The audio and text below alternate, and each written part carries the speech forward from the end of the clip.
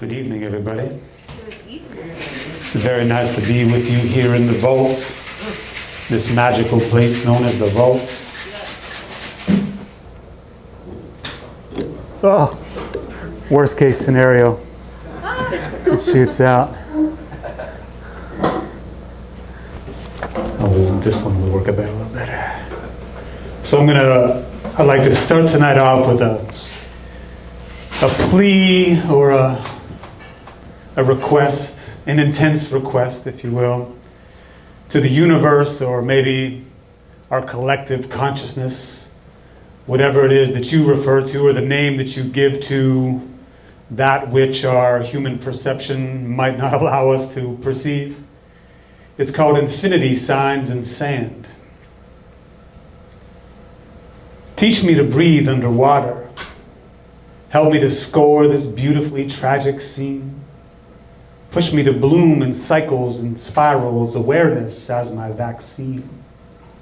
Arrange my disorder like the pleasure and torture with a sadness that shimmers and gleams, a nameless, weightless, lovesick inertia with the loved, the loathed, the nightmare, the dreams.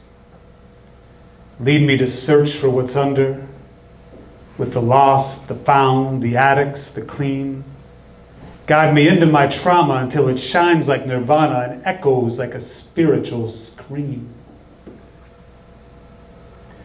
And while I blur from my focus and stray from my plans, give me the strength to abandon, embrace, or command what we've learned, forgot, what we misunderstand, to take space, erase, fade out, or expand like infinity signs in sand, like infinity signs in sand. Like infinity signs in sand, unafraid that the waves will roll in.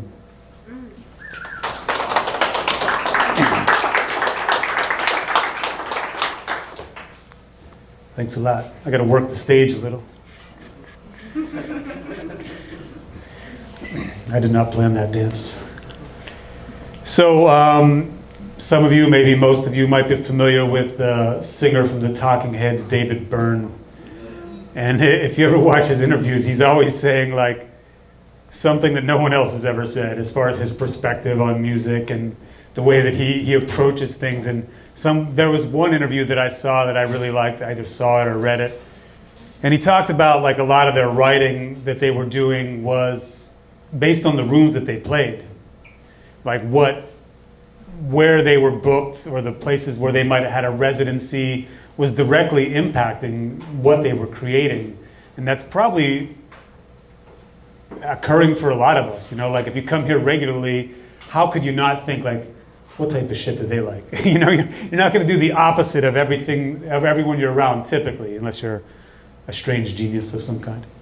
But I really like that, and so I wanted to read this piece. The first time I was here, I was like, wow, a new magical place to be creative. And so I wrote this piece directly for this room and possibly for some of you.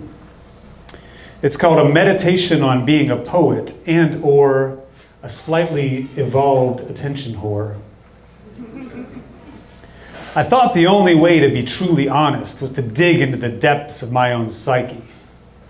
But I found that I was just burying the truth beneath my overly abstract metaphors. I felt proud to be expressing my, dare I say, impressive, non-toxic masculinity. But I realized that I only do this social trick as a slightly evolved attention whore.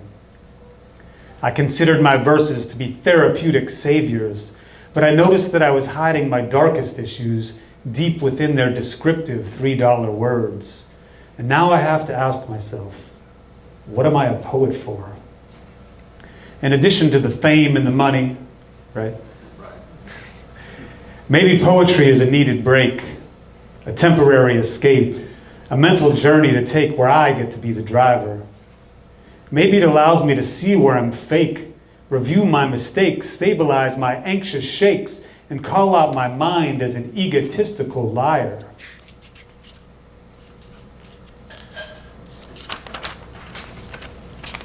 Or maybe parts of this existence just speak more intensely to some people. In broken little whispers that tell us, we must be shared. Like the light pink vine flowers I saw twisting themselves into the rusty chain link fence on my way to work, or how burnt sienna orange sunsets help us all die a little less. Or noticing how crazy it is that one of the richest women in the world cries every time we see her on camera. Or the fact that the funniest and least funny part of a joke is the truth. Maybe being a poet is none of this at all. Maybe it's just a tortured, rhymeless dance, rhythmless dance, that is, responding to 1,000 kinds of too much. Maybe it's something too stupid, too sacred, spiritual, sacrilegious, or beautiful for me in my questioning songs, scribbles, and rants to even start to understand. Or maybe it's solely the tension in the testimony itself that rattles my foundation. The tension in the testimony that kills my demons. The tension in the testimony that thrills my awareness. The tension in the testimony that builds and builds until it spills into that fleeting moment of soulful solitude when each poem ends. Thank you, thank you. Thanks a lot. So, one of the things that I am, if I am anything at all, is a school psychologist.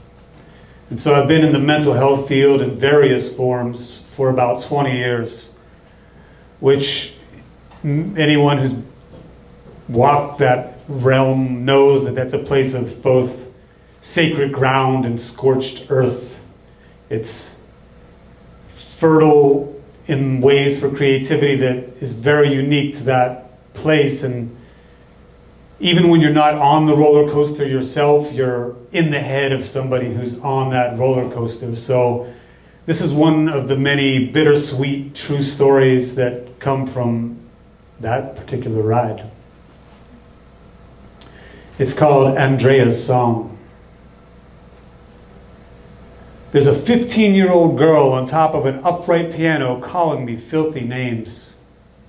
She doesn't hate or even dislike me, but hasn't ever learned what else to do on a stage. There's a girl on top of an old, unloved piano with a furious inner rage. She's smart, charismatic, and strikingly insightful, and yet she's been up there half the day. I don't feel offended as I've been trained, so I remind her of her coping strategies, strengths, and progress on her goals as I force myself to remember these same things and hide my worn down, jaded soul. But now she's fucking dancing barefoot on the keys, and I'm growing weary of this discordance, so I try to imagine her as an avant-garde performer in the depths of a brilliant show. But I still know that the ruckus nature of an abused and neglected child is usually a tragic plea. Please, anybody, look at me. On paper, she's a heartbreaking list of traumas, clinical diagnoses, and mad scientist, psychiatrist medication changes. But to me, she's just another poor kid who may never get to let... But to me, she's just another poor kid who may never learn how to balance the incredible weight of her past with the terrifying weightlessness of her future. So I slouch on a nearby couch as I watch her tragic performance and the clock simultaneously. I repress my worries and wish in pure selfishness that she'd bend those grubby little chipped nail polish toes just enough to play a chord I haven't heard.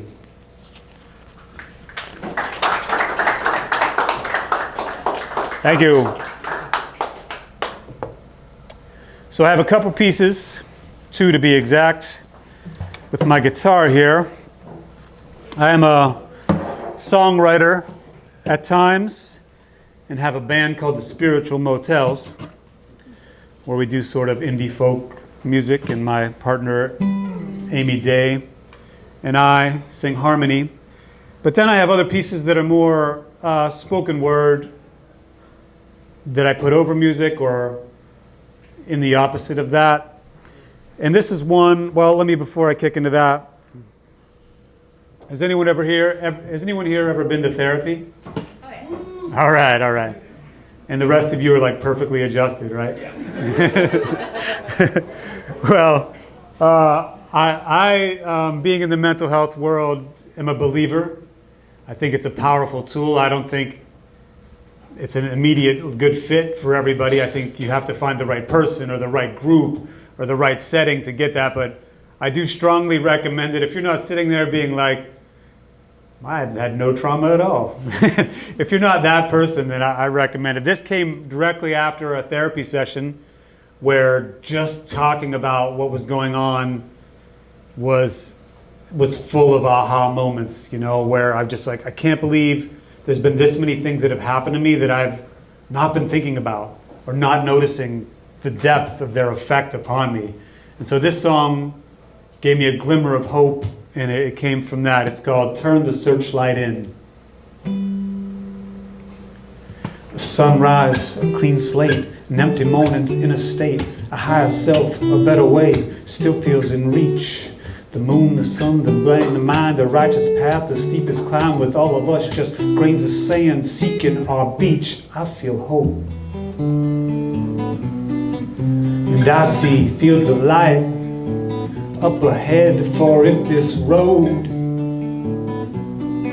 leads to our suffering, well then we're already home.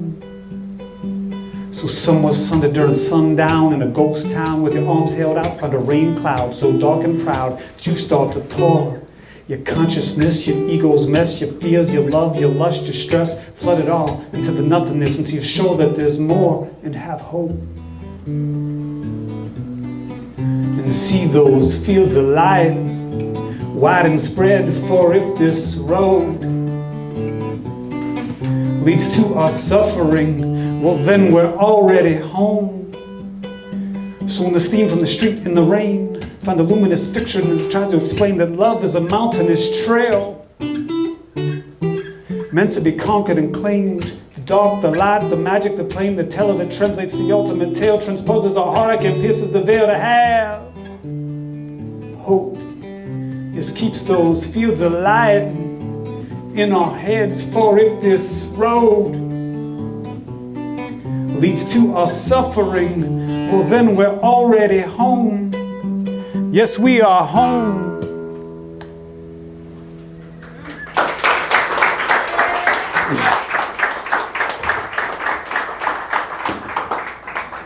Thank you. It's an interesting occurrence when you bring something like that to a place like this, and you're like, don't fuck up, don't fuck up. And you're also like, I kind of want to cry. I kind of want to. It's a strange juxtaposition. So I think what I'm searching for, or where I like to dwell within a lot of my work, is within the bittersweet. You know, that place where you can be aware of the darkness that there is, and yet see some light there, and maybe land upon a place where there's a balance of those things, an acceptance of the worst of us all, while recognizing that we're also beautiful. And so this piece started off, just kind of fell out of me, and then when that happens, and if it's looking a little too dark, I'll try to re-sculpt it and try to minimally get it to bittersweet, and maybe in its best form have a little bit of hope. It's called All Things of Beauty.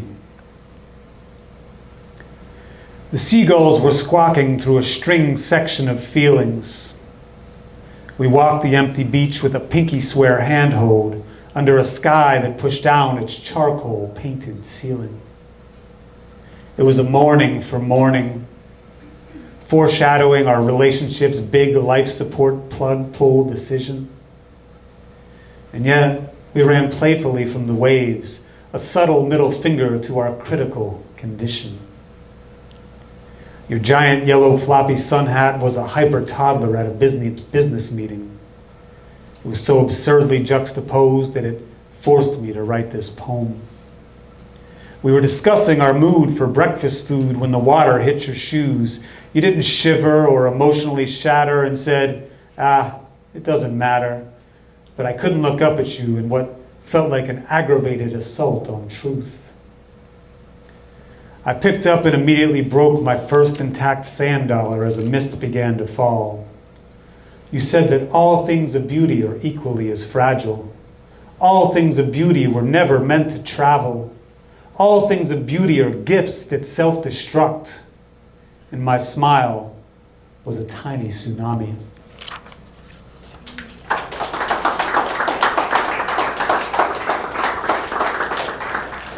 Thanks a lot. I've got about 3 more pieces left. Let's hope I don't fall off the stage before that occurs. I was thinking, does anyone here use all natural deodorant? I was like, this isn't going to work tonight. It's going to break for sure. So maybe don't ask me for a hug afterwards. So I mentioned I work in the mental health field. I'm a school psychologist, and in that line of work, you can become pretty immune to things that would otherwise be shocking or repelling or just like blow your mind type shit. And you know, that could be in the vein of OCD type behaviors, someone repeating something all day long, could be sounds, or self-injurious behaviors, or people having suicidal thoughts and ideation, things in that realm. But one of the things that you can get better at but never good at is like nudity. Like when there's just like someone right here naked that's not supposed to be naked, no pro can properly handle that. So this piece kind of plays around in that realm philosophically. It's called With Pants That Don't Fit. Milton just wants to take off his clothes. And on his better days, he kind of uses a communication device to tell us so. At school, in grocery stores, in crowds and when alone, nakedness appears to be his prime directive. When you read this poem, you wouldn't think he's almost grown. Often oblivious to others and his surroundings, his hygiene, and the look of his weak, wispy teenage mustache. His body and brain just no longer match. Luckily, it's rare that he successfully completely disrobes, as he's had experts on the case since the first words he never spoke. And intervention-wise, the metaphorical kitchen sink has been thrown. But in real life, that just means that he's either being chased down the road by his worn-down folks, or an undertrained staff is repeating, "No, Milton, no!" Take your eyes off him for a second and he goes. A barefooted dash for a slim chance to listen to his body's incessant direction, to reduce the sensory stimulation, to fulfill a perseverative autistic mission. Don't act ninja fast, and he's definitely naked. Then, pretty much wherever you are, you've got a terribly sketchy situation. One that requires extreme professional finesse and floods even veterans with an overwhelming hesitation that is minimally super awkward, and worst case could land in career-ending allegations. On my worst day, I doubt I feel anything close to what Milton feels. Being in such a constant state of discomfort, with relief nowhere in sight, having many important senses dulled and others just insanely high, with a rocket ship brain in a world where it's not allowed to fly.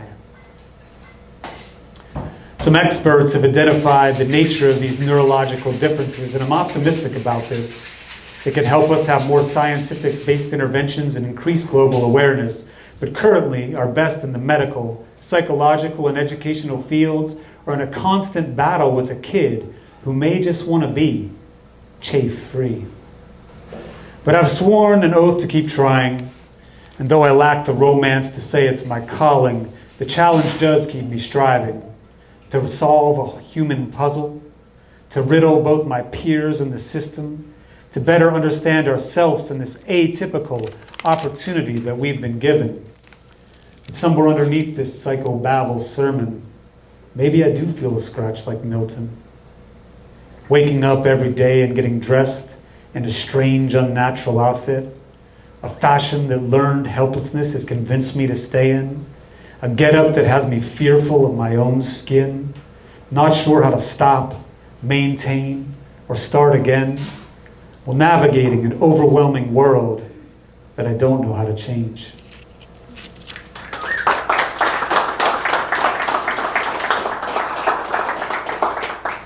Thanks a lot.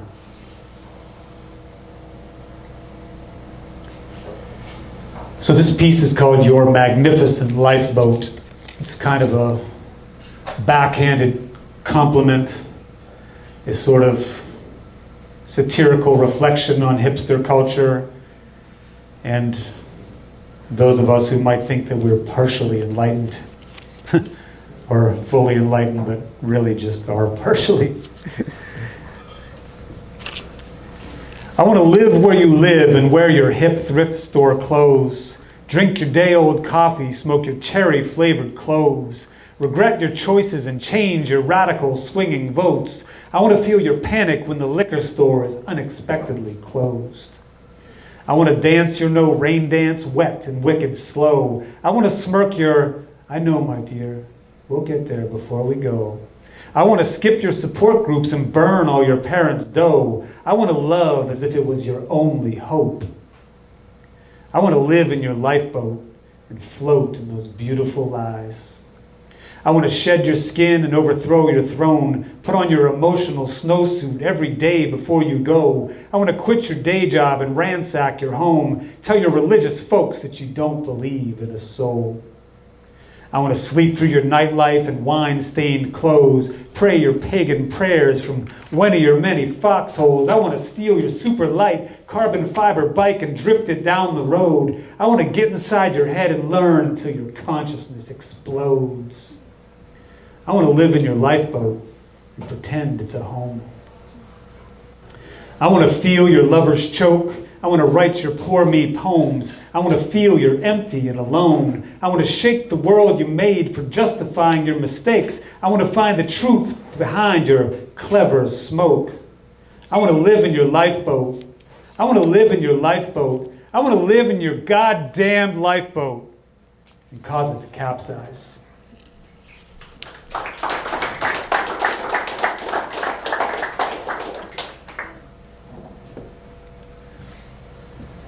An interesting thing about, I've been here a few times and done poetry readings in different places over the years. Shout out to the Claire de Lune crew.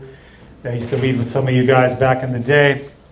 But it's interesting if you have a spot that is not just 2 poems or 5 minutes or whatever, you really have some time to like, what am I even doing? You know, in your own head, you're like, I'm standing in front of these people. You like look around, like I think the stage is made of wood. You can kind of have these thoughts in the middle of a piece, which is a strange, disconnected world that I don't recommend anyone spending too much time in. This piece doesn't really need an intro, so I thought I'd tell a joke that I recently heard that I thought was, well, you can be the judge. What's the last thing you want to hear when you're having sex with Willie Nelson? I'm not Willie Nelson. There it is. I'm not Willie Nelson. I softened it a little bit. If you heard the original one, it was a little more intense than that. But this one's called My Book of Poems. Years ago, I self-published a book of my poems. And by self-published, I mean I secretly used my work printer and crudely stapled 63 pages of slightly organized madness together. I had no real plans for it, but I felt a painful itch to have it live and thought I'd be remiss if I never forced it to more than electronically exist.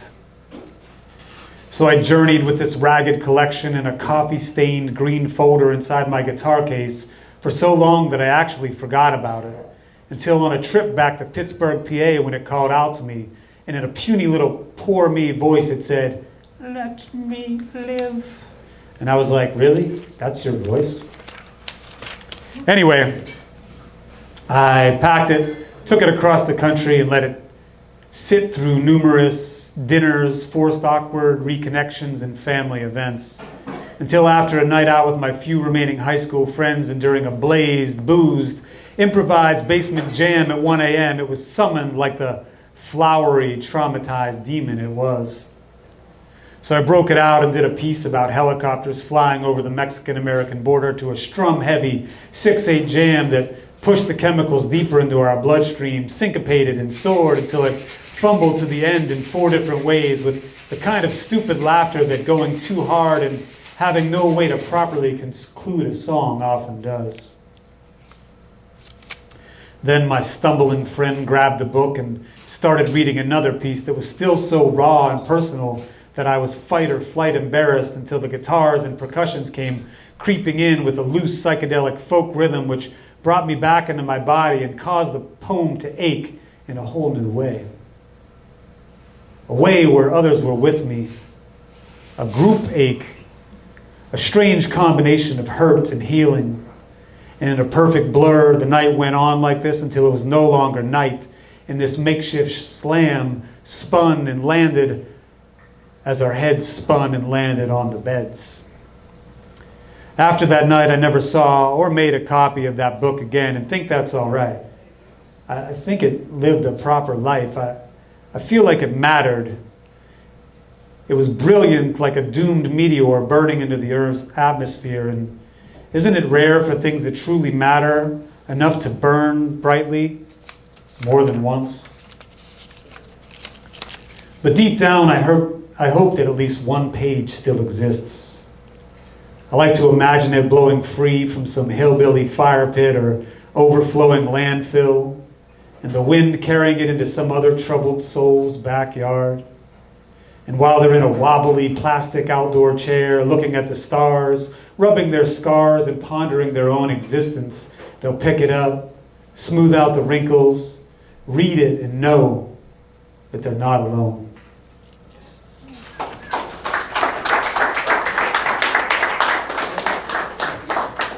Thank you all.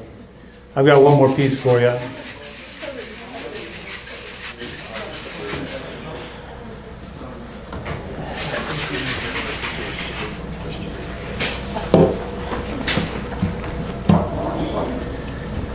So I've been working on this piece for tonight.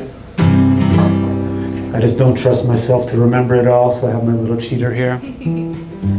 But I picked this one because it felt like it was forcing me to do something. And Trevor and I were talking about Jack White earlier, and there's a documentary where he's going to play with some of the greatest guitar players ever, and he brings a guitar that's hard to play. He said, I didn't want it to be easy. I wanted to earn it. And so this piece, I'm like, okay, I need to also have that, maybe a little bit of that. And it also forces me emotionally to a place that's difficult, and I think it's both difficult and unifying, and that's the place of loss. So this is a piece dedicated to someone who was lost more than once. And when you think about addiction, you can lose someone to addiction, and they might live for a long time and be lost to you, or you could lose someone romantically and they may be lost to you, but then when they die, or if they die, or something tragic happens, there's a second level of loss, and that conflicting place of existence is where this song came from. It's called Now Echoes Kill.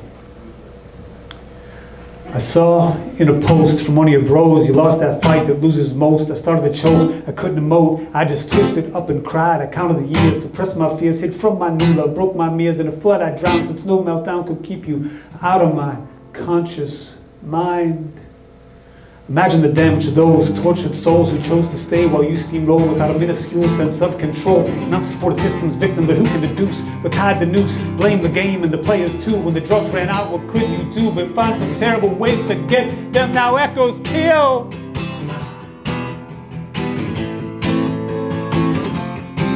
And though you barely cross my daily thoughts, now that you're gone, my heart feels crushed. And though you rush to put an end to us, our moments kiss the sky. And I'm riddled with guilt, and though you killed the time we had, the time we feel, the burn I feel, the smoke it feels and stings my blood shot eyes. Are these echoes real?